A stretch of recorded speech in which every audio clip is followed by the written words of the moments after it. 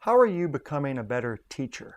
The part of it is you've got to think about how you communicate the wisdom that you have in a way that is easily remembered, and to tell stories, right? So what I want to do is tell stories around why I'm doing something or what I was thinking about. What I'm trying to do is shift a little bit to say, here's the punchy phrase, right, that summarizes what I'm trying to teach you here, and also the things that I'm giving people feedback on tends to be much more managerial.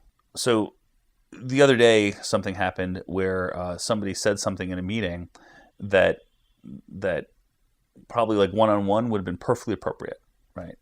And instead, he said it in a large meeting, and it wasn't appropriate to do it in front of more junior staff.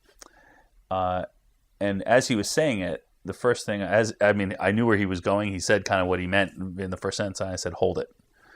Let's talk about this afterwards. After the meeting, I asked him to come into my office, and I said, look, as someone at your level, right, you can't make those comments in front of junior staff. Like, you have a responsibility now.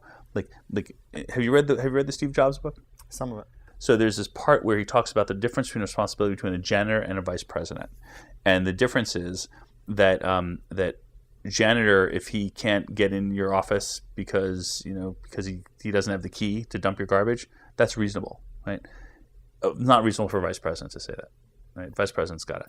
So I kind of gave him a very short version of that story. I just said, look, there comes times in your career where there's a difference in your responsibility and the things you can say, and it's not gradual. It's actually a step change, right?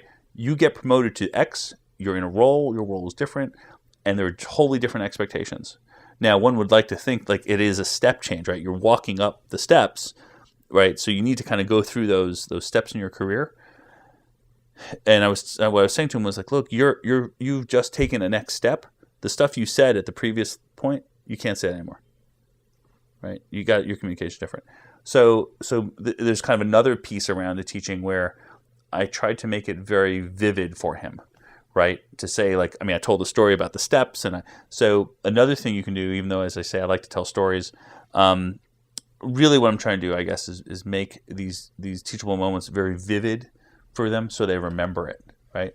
And I think, for that particular incident, stopping him in the middle of the meeting, bringing him into my office, telling him the Steve Jobs story, right?